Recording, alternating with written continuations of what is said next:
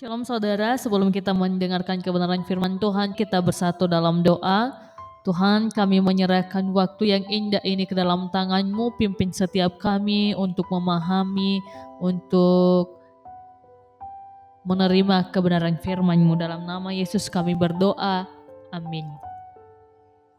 Saudara pendengar, bagian firman Tuhan yang akan kita renungkan bersama pada hari ini terambil dari Roma pasal 1 ayat 21 hingga ayatnya yang ke-32. Roma 1 ayat 21 hingga 32, beginilah firman Tuhan. Sebab sekalipun mereka mengenal Allah, mereka tidak memuliakan Dia sebagai Allah atau mengucap syukur kepadanya. Sebaliknya pikiran mereka menjadi sia-sia dan hati mereka yang bodoh menjadi gelap. Mereka berbuat seolah-olah mereka penuh hikmat, tetapi mereka telah menjadi bodoh. Mereka menggantikan kemuliaan Allah yang tidak fana dengan gambaran yang mirip dengan manusia yang fana. Burung-burung, binatang-binatang yang berkaki empat atau binatang-binatang yang menjalar.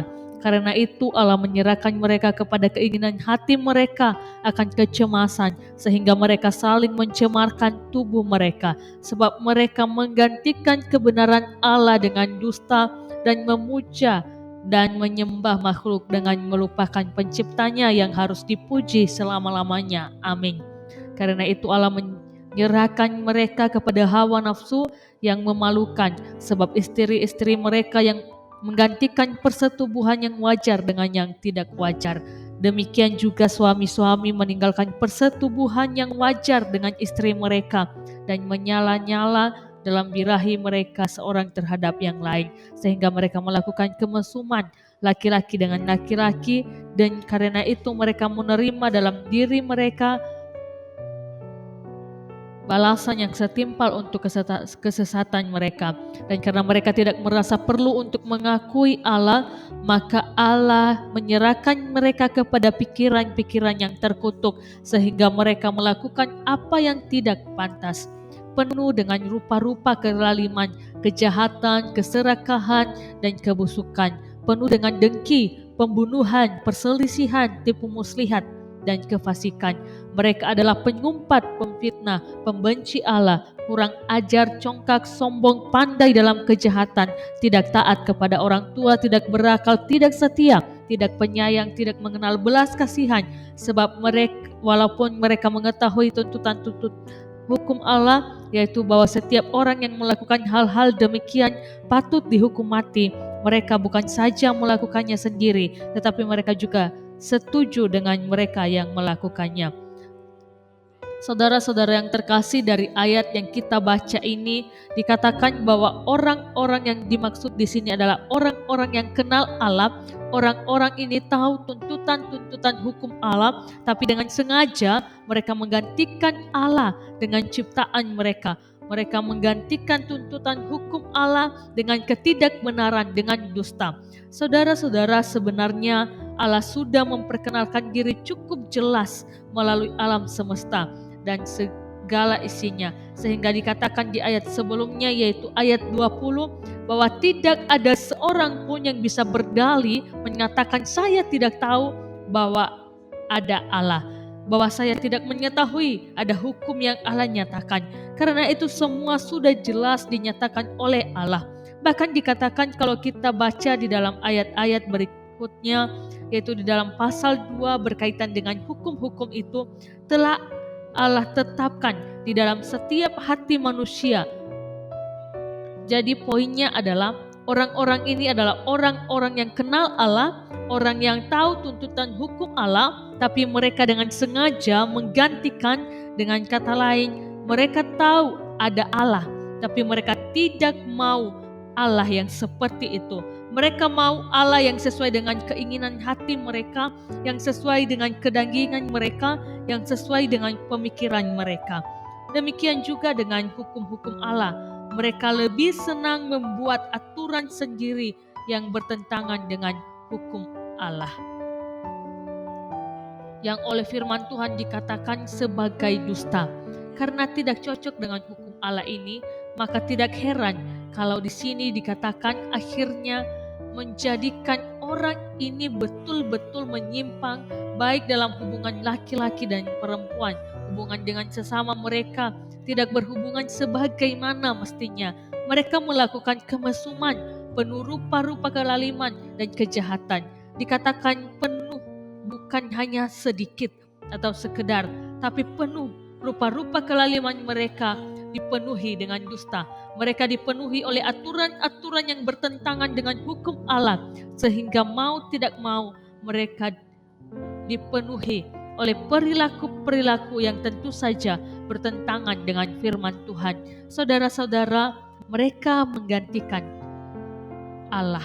Pada saat mereka menggantikan, lalu ada kalimat lain yang mengatakan, maka Allah menyerahkan mereka. Dengan kata lain itu adalah kemauan mereka sendiri, tanpa kemurahan Allah, tanpa karya penebusan Yesus Kristus, maka kebinasaanlah yang dinantikan oleh orang-orang ini.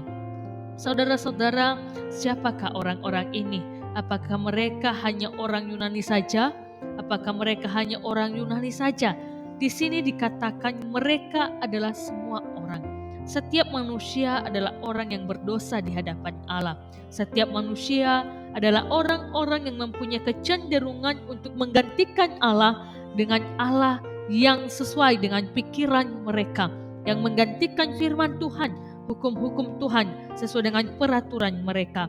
Dan ini adalah orang-orang yang betul-betul sudah tahu sebenarnya, karena seluruh alam semesta, seluruh ciptaan sudah menyatakan siapa Allah.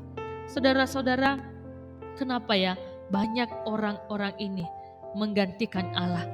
Apakah karena yang digantikan ini salah? Biasanya kalau menggantikan sesuatu itu bisa jadi karena salah atau tidak tepat, sehingga perlu digantikan dengan yang tepat. Tapi jelas sekali saudara, bahwa Allah yang menyatakan diri sebagai pencipta memang adalah Allah yang tepat, Allah yang memang seharusnya dipuji dan disembah. Dan hukum yang diberikan oleh Allah pencipta ini adalah hukum-hukum yang tepat, karena hanya pencipta yang paling tahu bagaimana kita sekalian, sehingga ciptaannya harus menjalani kehidupan ini. Jadi persoalannya, kenapa diganti?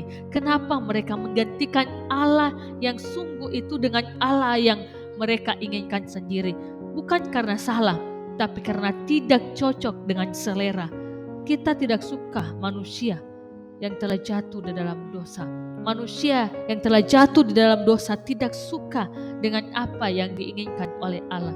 Saudara, kalau kita perhatikan, itu pula yang merupakan akar kejatuhan manusia pertama, yaitu Adam dan Hawa.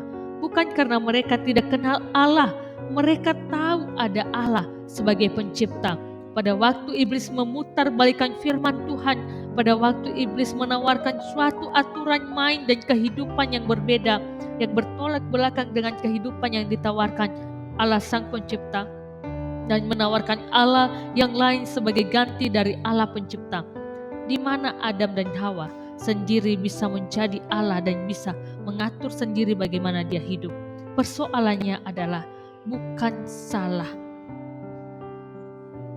bukan pada ketidaktahuan akan adanya Allah, maka mereka menggantikan posisi Allah itu sendiri. Semuanya sudah tepat, semuanya sudah benar, tapi manusia tidak mau yang benar. Manusia lebih suka untuk memiliki Allah yang cocok dengan kedagingannya. Manusia lebih suka dalam peraturan yang cocok dengan pikiran dan kedagingannya. Saudara, pada saat manusia menempatkan diri sebagai Allah, maka pada titik inilah merupakan titik awal di mana terjadi penyimpangan-penyimpangan yang firman Tuhan bisa dikatakan, maka manusia akan penuh dengan rupa-rupa kelaliman, kejahatan, keserakahan, kebusukan, penuh dengan dengki, pembunuhan, perselisihan, tipu muslihat, dan kefasikan.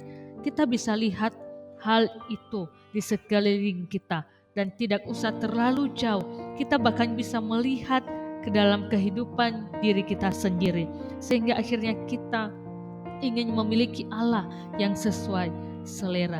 Saudara, pada saat itu terjadi, kita harus terus ingat bahwa pada akhirnya kita akan dihakimi bukan oleh Allah yang digantikan, tetapi tetap oleh Allah yang benar.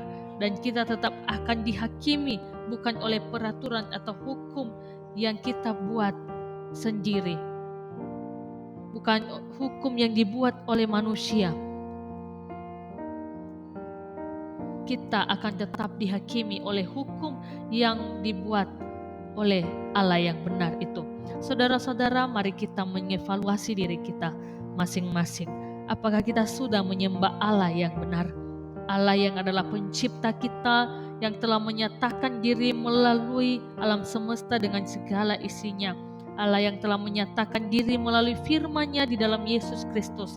Atau sampai saat ini kita masih menyembah Allah yang lain. Atau mungkin kita mengatakan saya seorang Kristen, saya sudah menyembah Allah yang benar. Sungguhkah kita sudah menyembah Allah yang benar? Karena orang-orang Kristen pun, anak-anak Tuhan pun, walaupun dia mengakui Allah, walaupun dia sudah mengenal Allah, tapi dalam praktek kehidupan sehari-hari bisa jadi bukan Allah yang kita sembah. Bisa jadi harta kita yang kita sembah, bisa jadi kedudukan, prestasi, atau orang-orang tertentu yang ada dalam kehidupan kita yang kita sembah. Dan pada waktu itu, pada waktu kita menjalani kehidupan kita, bisa jadi bukan aturan main Allah yang kita pegang yang menjadi standar dalam kehidupan kita, dalam pekerjaan kita sehari-hari, dalam bisnis kita, dalam kuliah kita, dalam studi kehidupan kita, dalam rumah tangga, pada saat kita di tengah-tengah masyarakat, saat kita di pasar, sedang makan di restoran atau dimanapun. Aturan siapa yang kita pakai? Aturan main Tuhan sebagai standar kehidupan kita? Atau secara sengaja kita menggantikan aturan Tuhan karena kita merasa kalau hidup di dunia ini tidak cocok memakai aturannya Allah.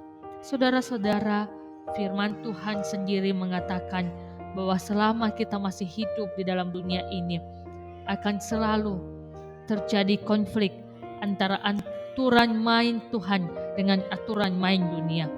Kalau saudara dan saya adalah anak Tuhan, biarlah kita tidak menggantikan Allah dengan apapun dan siapapun, dan kita tidak menggantikan antara aturan main Allah dengan aturan main apapun juga, sehingga kita sungguh-sungguh bisa menjadi anak-anak Tuhan yang menjadi terang dan garam di tengah-tengah dunia ini. Demikian perenungan firman Tuhan, kita kembali bersatu dalam doa. Tuhan, kami bersyukur untuk firman-Mu, tolonglah kami untuk terus tertuju kepadamu. Biarlah hati kami terus berharap, terus bergantung pada firman-Mu, dan setiap hari kami berjalan di dalam terang firman itu sendiri. Dalam nama Yesus kami berdoa, amin.